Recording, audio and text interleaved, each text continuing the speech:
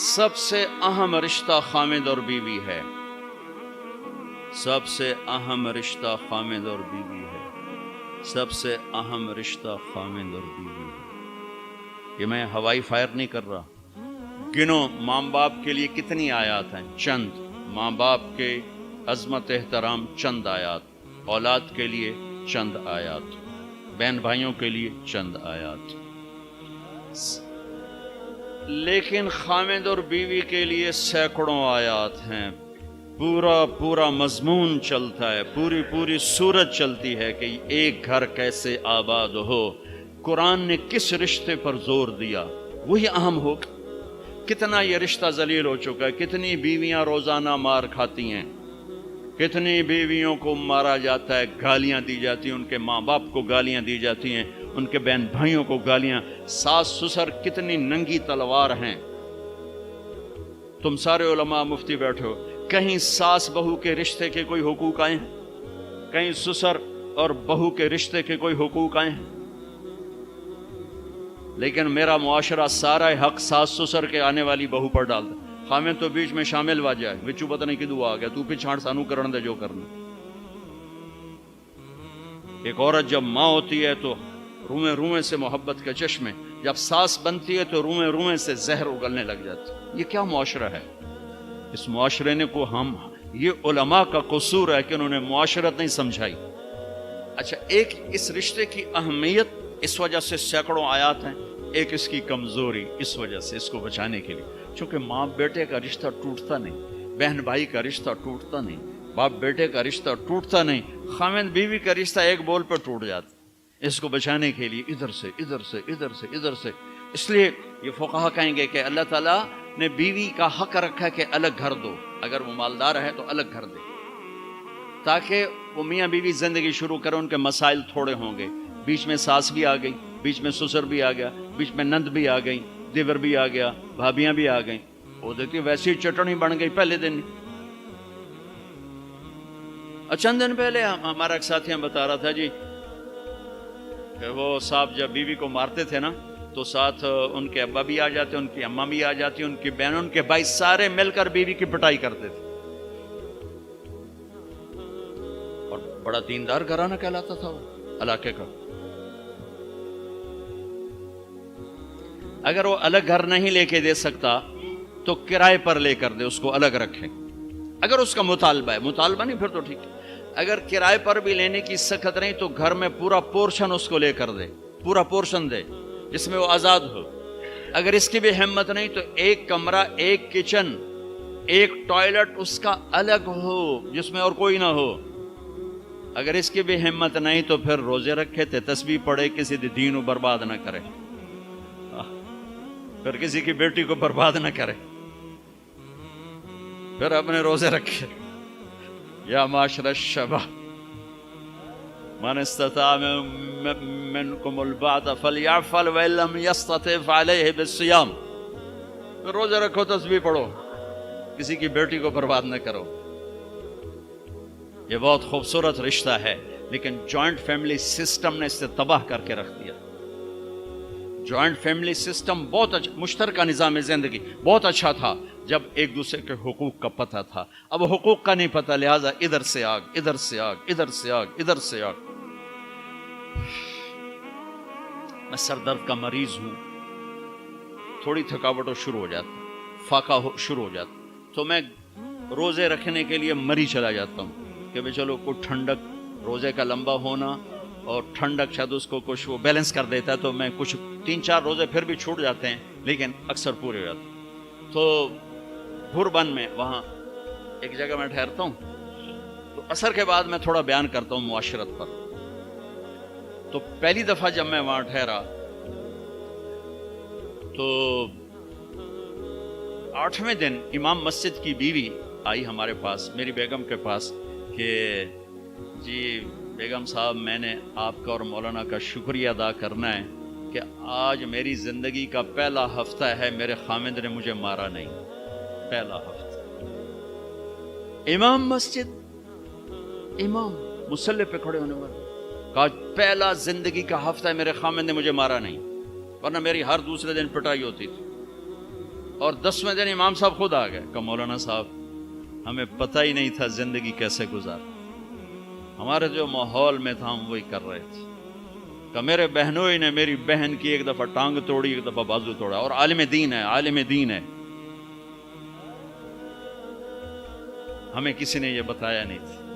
हमने जिंदगी में पहली दफा ये बातें आपके मुंह से सुनी कि जिंदगी कैसे गुजार। औरत पर मर्द का एतमाद, कितने लोग हैं बीवियों के रोजाना मोबाइल चेक कर रहे होते हैं, किधर कॉल की थी, क्या मैसेज आया था, उन्हें शरीफ जादियों को बर्बाद करके रख। और कितनी औरतें हैं जो अपने खामदों का मोबाइल ढूंढ रही होती हैं, वो सो जाते हैं, वो मोबाइल चेक करती हैं, कहीं कहाँ फोन किए, कहाँ फोन किए, क्या मैसेज आए। इस बदएतमादी ने कितने घर उजाड़ दिए। अभी एक तलाक हुई है मेरी अपनी फैमिली में, अभी तलाक हुई, कि उस कमबख्त को इतना शक था, इतना शक था कि मुत्तकी तरीन बच्ची को उसने तलाक दे दी। शक। शैतान को क्यों खामिद और बीवी का झगड़ा सबसे ज्यादा पसंद है कि छांव हट गई और अगली नस्ल तबाह हो गई। शैतान रोजाना कचहरी लगाता है, पूछता है आज क्या किया, कोई कुछ कहता है, कोई कुछ कहता है, सबको ठंडा जवाब देता है, ठीक ठीक। एक शैतान खड़े होकर कहता है हुजूर मैंने मियां बीवी को लड़ाया, तो कम वक्त अपनी ऐसी यूं उछलता है, तू है जो करके आया है, आजा। उसको गले लगाता है, उसको अपने पास बैठाता है, कहता है ये है वो काम। क्यों? किसने छांव हटा दी, इसने नींद उजाड़ दी, इसने बारिशों को रोक दिया। क्या होगा? जमीन बंजर, नींदें बर्बाद, एतमाद खत्म, नस्ल बर्बाद। क्यों तलाक को सबसे ज्यादा बदतरीन हलाल कहा? क्यों मेरे नबी ने फरमाया अली तलाक से बचना। इमाम गजाली की रिवायत है कि जिसकी बीवी बदतमीज और उसने सब्र किया, जिसकी बीवी बदतमीज और उसने सब्र किया, तो उसे वो अजर मिलेगा जो नूह अलैहिस्सलाम और लूत अलैहिस्सलाम को मिला। जिसका खामिद बदतमीज और उसकी बीवी ने सब्र किया, तो उसे वो अजर मिलेगा जो हजरत आसिया को फिरौन की ज़ौजियत में मिला। अरब के माहौल में बीवी से इजहार मोहब्बत किसी सरदार के लिए ऐब था, ऐब। माशूक के लिए इजहार मोहब्बत फख्र था, उसके लिए शेर व शायरी फख्र था। लेकिन मुझे बीवी से प्यार है, ये मौत। माहौल ऐसा है कि बीवी से इजहार मोहब्बत ऐब है और माशूक से इजहार मोहब्बत फख्र है। इस माहौल में मेरे नबी मस्जिद नबवी में हैं और आपके गिर्द मजमा है, और एक शख्स पूछता है या रसूल अल्लाह मन अहब्बुन्नास इलैक। कान में नहीं, खुल के पूछता है, आप उसके कान, या रसूल अल्लाह मन अहब्बुन्नास इलैक, आपको सबसे ज्यादा किससे प्यार है? आपने जोर से कहा आयशा से। आयशा से मुफ्ती नईम कहेगा?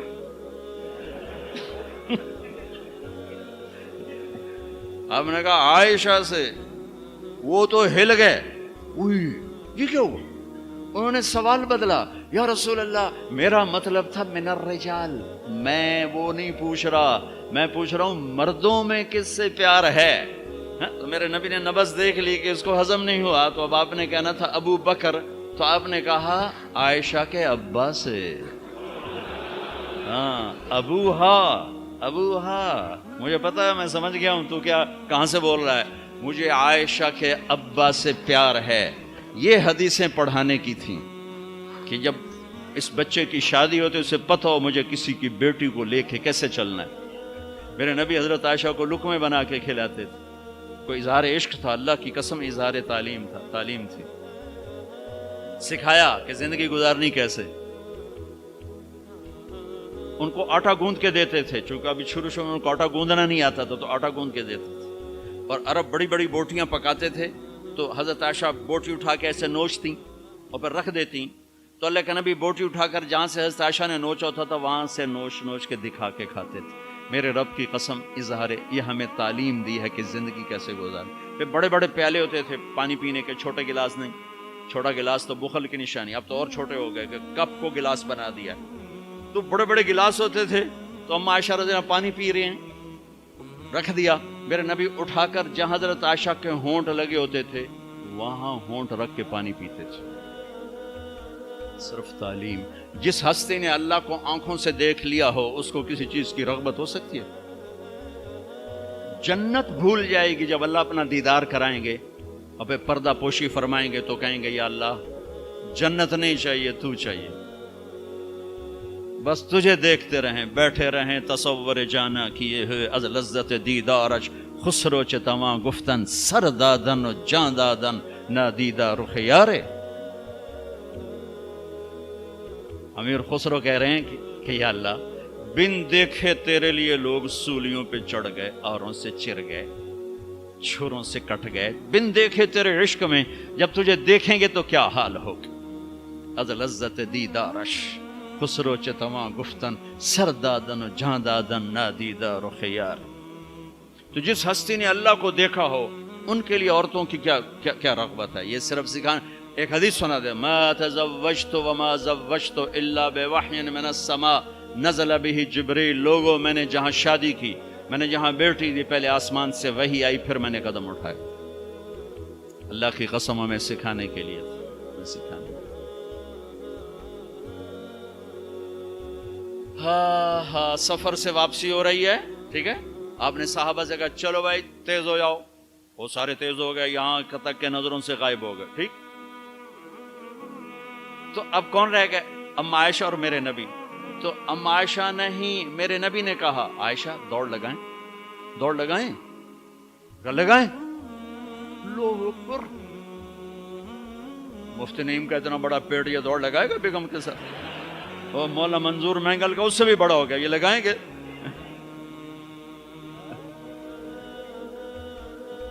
تو عائشہ دوڑ لگائیں، کہا جی لگائیں. تو حضرت عائشہ فرماتی میں آگے نکل گئی لیکن ابھی پیچھے رہے. پھر کچھ عرصہ گزر گیا، کئی سال گزر گئے، پھر ایک سفر سے واپسی ہو رہی. آپ نے کہا ہاں بھائی آگے جاؤ، وہ سارے آگے جا گئے، اجل ہو گئے. آپ نے کہا عائشہ دوڑ لگائیں، کہا جی لگائیں. تو کہا ان دنوں میں موٹی ہو گئی. تبدنت کا لفظ مجھے یاد ہے، کہا میں موٹی ہو گئی تھی. تو جب دوڑ لگائی تو اللہ کے نبی آگے نکل گئے. تو آپ نے کہا عائشہ ہذہ بتلک، اب تو میں برابر ہو. اللہ کی قسم زندگی سمجھانے کے لیے. جہاد کا سفر سارا صحابہ کا قافلہ ہے، جنگ کا زمانہ ہے، دشمن چاروں طرف ہے، اور ہم ام عائشہ رضی اللہ عنہ اونٹ پہ بیٹھی اور ہاتھ لگایا تو ہار غائب. فرمائے میرا تو ہار کوئی نہیں، میں تو نہیں جاؤں گی، میرا ہار ڈھونڈو. تو میرے نبی نے نہیں فرمایا چل بیٹھ، اتنے لوگوں کو تو پریشان کرتی، تجھے پتہ نہیں میں نے سبق پڑھانا تو میرے پیچھے پڑ گئی. طلبہ میرا انتظار کر رہے ہیں. آپ نے کہا بھائی عائشہ کا ہار ڈھونڈو. سب ڈھونڈنے میں لگ گئے. شام ہو گئی، سورج چھپ گیا اور ہار نہیں ملا، اور اس کے بعد تلاش بند ہو گئی. اندھیرے میں کہاں ملے گا؟ اب کیا ہوا؟ پانی رات کو عشاء میں ختم ہو گیا، فجر کی نماز کا وقت داخل ہونے والا ہو گیا اور پانی کوئی نہیں، تیمم کی آیات نہیں اتری. لوگوں نے ابو بکر کو تانے دینے شروع کہ تیری بیٹی کی وجہ سے اب نماز کا کیا بنے گا. ابو بکر غصے میں آئے ام عائشہ کے خیمے میں. تو اللہ کے نبی گود میں سر رکھے سو رہے تھے. اب آپ تو باپ تھے تو آ کر اب بول تو سکتے نہیں، اور چہرے سے دوری تیری وجہ سے ہو، اور یہاں پسلی میں ماری انگلی، زور سے انگلی ماری. تو کہتے میں ایسے سخت ہو گئی تاکہ میرا بدن حرکت نہ کرے کہ کہیں اللہ کے نبی اٹھ نہ جائیں. تو چہرے سے غصے کا اظہار کر کے، اور تو اللہ نے آیات تیمم اتاری. اس موقع پر تیمم کی آیات پہلی دفعہ 8000 سال میں یہ ہونے لگا ہے. بھلا مٹی سے آدمی صاف ہوتا ہے اور گندا ہو جاتا ہے؟ اللہ نے کہا نہیں، فتیمم، چلو تیمم کرو. اب سارے صحابہ میں خوشی کی لہر، اور سعد بن عبادہ کہنے لگے اے آل ابو بکر، یہ پہلی تو نعمت نہیں ہے جو تمہارے گھرانے کے طفیل ہمیں ملی ہے، اس سے پہلے بھی بڑی نعمتیں تمہارے گھر کی طفیل ہمیں ملی ہیں. اللہ نے تیمم کی آیت اتار. میرے نبی نے قافلے کو نہیں چلایا، یہاں تک کہ حضرت عائشہ نے کہا اچھا یا رسول اللہ اب چلیں، ہار کو چھوڑیں. پھر میرے نبی چلے، اور جب اونٹنی کو اٹھایا تو ہار اس کے نیچے پڑا ہوا تھا، وہ سارا باہر ڈھونڈتے رہے, ہار نیچے چلا گیا تھا گر کر. یہ میرے نبی کی زندگی ہے. یہ مینگل صاحب سے کہتا ہوں پڑھائیں, مفتی نعیم سے کہتا ہوں یہ زندگی پڑھائیں, کہ ان کی بیویاں ان کو دعائیں دیں, ان کے ماں باپ ان کو دعا دیں, ان کی اولاد ان کو دعا دے.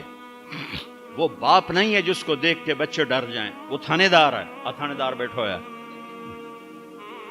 وہ استاد نہیں جس کو دیکھ کے شاگرد ڈر جائے, وہ تھانے دار ہے. وہ خامد نہیں ہے جس کو دیکھ کے بیوی سہم جائے, وہ تھانے دار ہے. خامد وہ ہے جس کو دیکھ کے بیوی خوش ہو, باپ وہ ہے جس کو دیکھ کے اولاد خوش ہو, استاد وہ ہے جس کو دیکھ کے شاگرد خوش ہو. اگر زندگی کو نکھارنا ہے, ضبط کرنا سیکھو, برداشت کرنا سیکھو, غصے کو پینا سیکھو.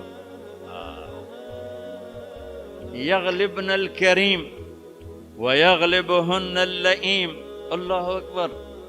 میرے نبی نے فرمایا اخلاق والے پہ بیویاں غالب آ جاتی ہیں اور بد اخلاق بیویوں پہ غالب آ جاتے ہیں.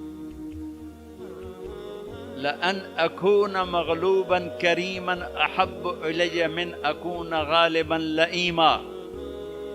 میں اخلاق والا بن کے بیوی سے دب کے رہوں, یہ مجھے پسند ہے اس بات سے کہ میں بد اخلاق ہو کر, کمینہ ہو کر بیوی پہ غالب آؤں. لئیم بد اخلاقی کی آخر جس کو ہم کمینہ کہتے ہیں.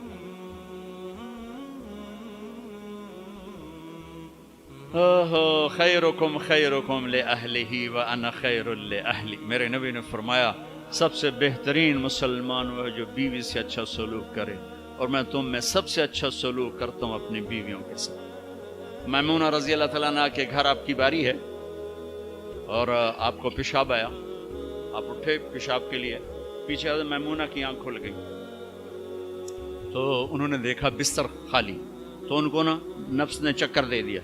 ان کے جی میں آیا کہ اللہ کے نبی مجھے چھوڑ کر کسی اور بیوی کے پاس چلے گئے. تو انہوں نے سوکن پنا غالب آیا. سوکن تو سوکن ہی ہوتی ہے, تو سوکن تھی ان کا, تو مجھے چھوڑ کے دوسری بیوی, اور خیال تھا حضرت عائشہ کڈی لگا تھی. اللہ کے نبی واپس آئے تو دروازہ بند. آپ نے دستک دی, میمونہ میں ہوں, دروازہ کھولو. کہا میں نہیں کھولتی. ہم نے کہا کیا ہوا؟ کہا مجھے چھوڑ کے دوسری بیوی کے پاس جاتے ہیں, باری میری ہے. آپ نے کہا اللہ کی بندی, انی حاقن, اور مجھے زور کا پیشاب لگا تھا, میں اس لیے گیا تھا. کہا نہیں کوئی پیشاب نہیں ہے, مجھے پتا ہے. آپ نے کہا میمونہ میں اللہ کا رسول ہوں, میں کبھی خیانت کر سکتا ہوں؟ پھر ان کو کرنٹ لگا, اوہ یہ میں نے کیا کیا, تو اللہ کا رسول. پھر ڈرتے ڈرتے دروازہ کھولا, پتہ نہیں اللہ کے نبی کیا کریں گے. آپ اندر آئے اور مسکرائے اور جا کر اپنی چارپائی پہ لیٹ.